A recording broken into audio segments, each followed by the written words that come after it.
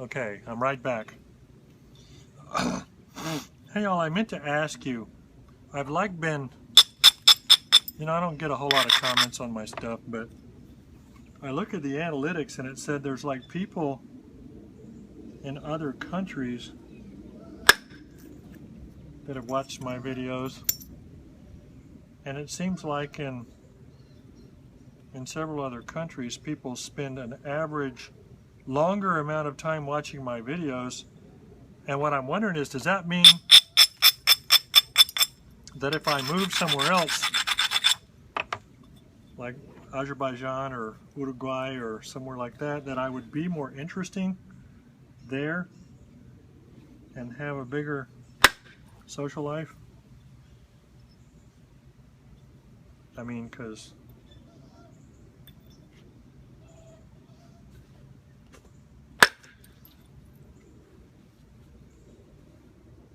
you hear over the years about different actors and people that, not that I'm an actor, but people that were like a big hit in other countries compared to here, and I'm like,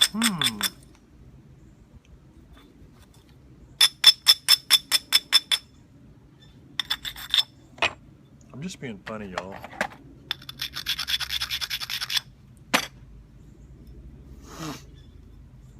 I know one thing. I have no business making videos about working slabs. Heck, I've only ever worked like, I don't know, very few. But this is actually working quite well.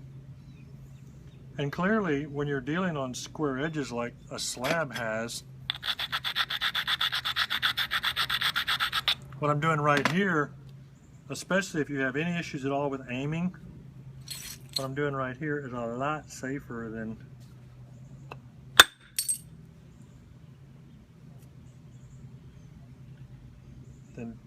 regular percussion if you have problems aiming.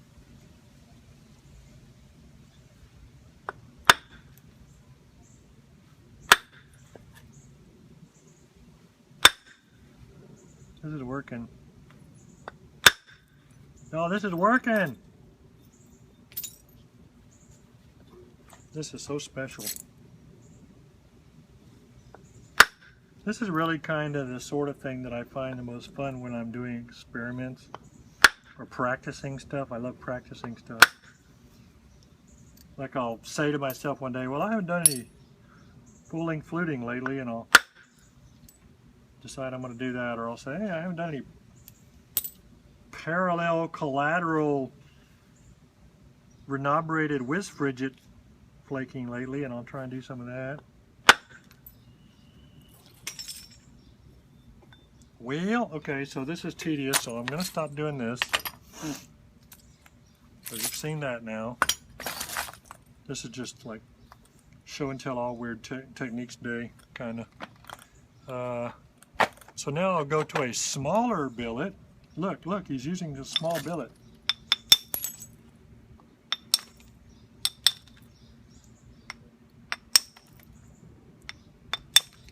The problem with what I'm doing right now is it takes lots of accuracy.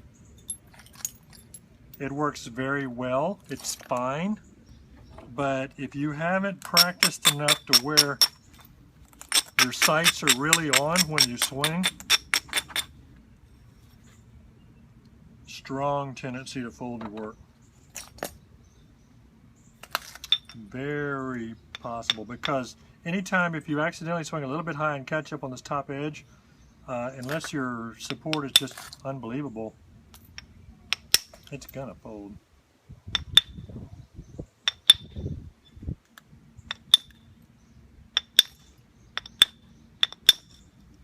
The reason that this is being difficult is because I haven't really abraded it and it's steep.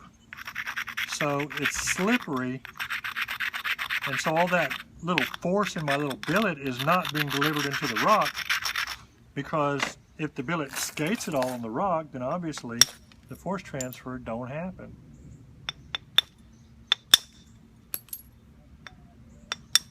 And that's the kind of thing that I'm trying to get people to understand, it isn't particular techniques, because I've seen people that nap spectacularly not doing any of the stuff I'm doing. But it's the understanding of what happens.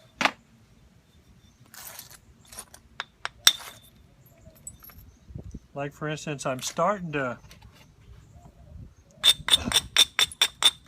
I never can remember what I've already said. I'm starting to feel kind of bad about my tendency to thin really early on, and talking about that a lot, because I know a bunch of very successful nappers that do not do that. They go ahead and have quite a bit of convexity as they initially skin their rock. Dang, you didn't see that. Y'all, do not ever tell anybody that I did that. Do not tell anyone. If you do, you'll be jinxed forever.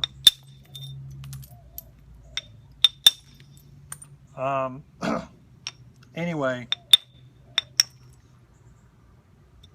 there's a lot of guys that are doing a bunch of convexity initially. As they skin, all they do is try and get the skin off, basically. And then they continue on with a turtley kind of convexity almost as they come in closer to their target size point. And I mean, they are hitting and thinning, but they're not really focusing on thinning. They're more focused on establishing that typical pear-shaped kind of oval preform size, but they have a lot of thickness, and they're not really trying to eliminate that real early on. And then when they get down closer to the size point they want, they start doing some fairly aggressive thinning.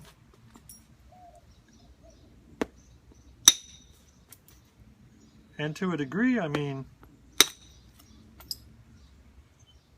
that seems more practical than what I do in a way. It's not as good a practice for if you want to make, you know, a hugely wide thin thing. You know, the early on practice that I do quite a bit of is beneficial to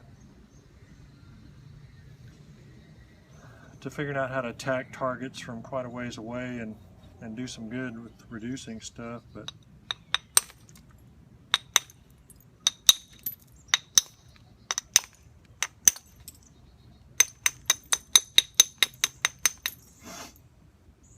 there are a lot of times when I'm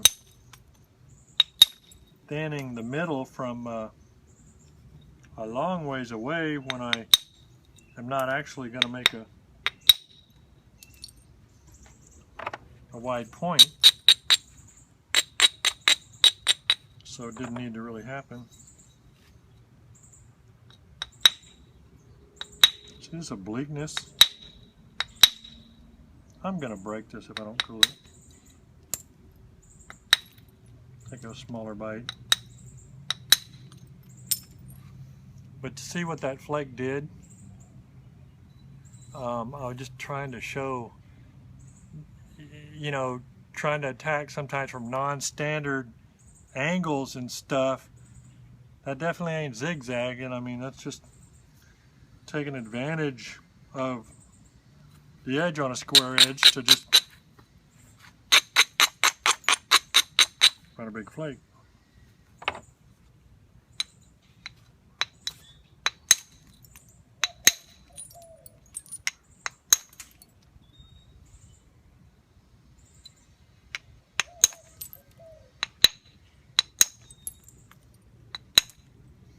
I'm starting to feel like this might be yet another of my videos that I never upload, because I sure don't know what title I'd put on it. random ramblings by a napper, sort of.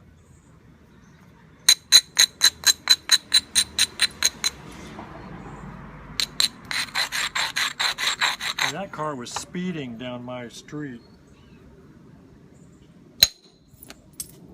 Oh, I should have had some kind of melodramatic lead into that because that was dangerous. Whacking on the end. Whacking on the end. Well, I've got it edged, kind of.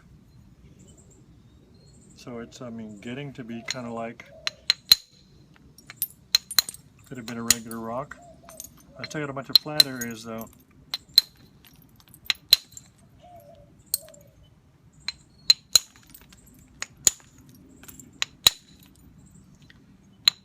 What I'm doing right here is all about the angles and the support underneath. It's kind of like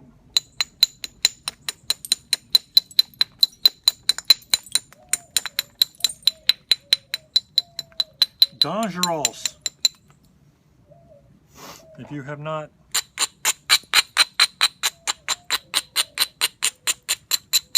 hit a million times with those angles, it is dangerous.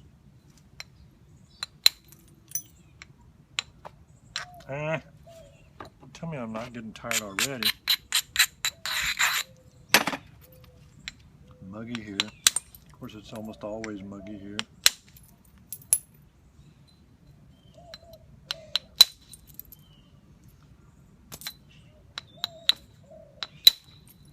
I should have reground that.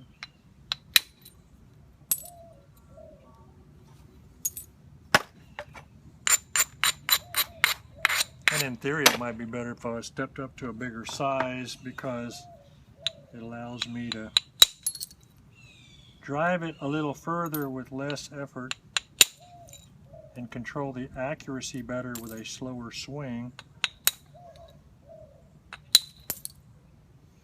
I always get carried away on those. You can't. You got to take at least 50% or more of your swing off when you're near the end, or you will shoot a big burin who knows how far.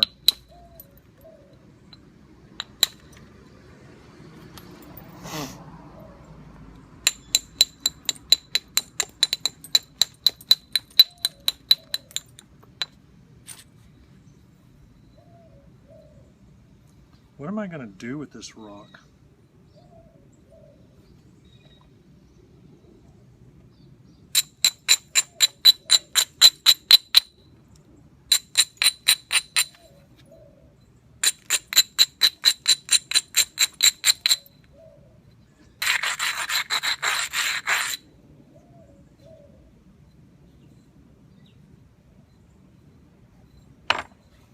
I really feel like just getting out my little indirect tool and whacking on this a bunch because I don't know if you can't see what I'm doing, but I'm doing some hits that you should never ever do, like above the center line and crap.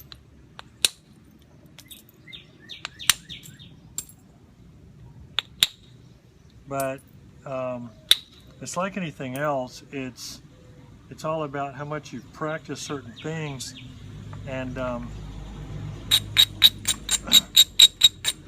if I know the angle's right, and it really is a very inward angle, and I'm hitting above the center line, and I'm supporting underneath the platform well, I know that I'm putting a little bit of downward force on it, but not a lot. And that it's more likely that the flake will go than that I'll fold the piece, kind of.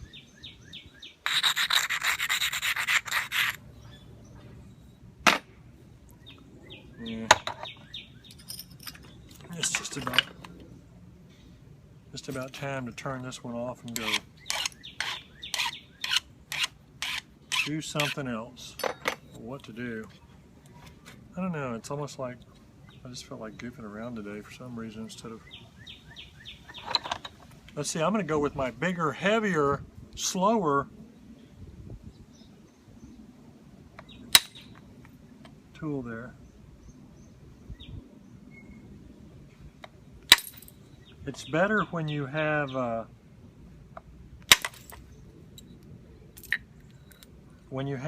gritty, grainy rock, or you have crusty, crunchy rock, or you know that the rock you're using has poor tensile strength. That's when you make sure that you abrade well. Preferably finish your abrading at least with a fine abrader, even if you start with a coarse abrader, and get those platforms nice and smooth so they'll hopefully stand up long enough to run your flake. And then of course always have good support regardless. But then consider trying bigger mass, slower force.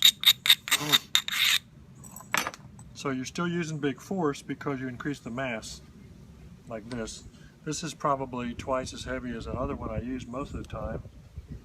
And I could go even bigger. But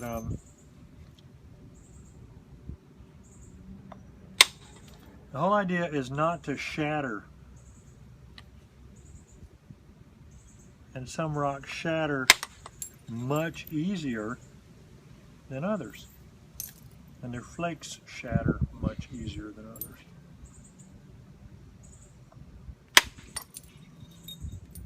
And then just hold the back real tight, because when you end up going almost straight in and you're trying to drive your flakes all the way across or way across, yeah, it does kick back on you.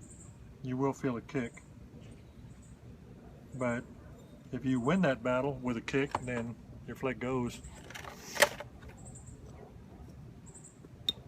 Alright, well, it's 17 minutes. And I've talked a bunch. I know you don't need to see me actually make a point. To make a point.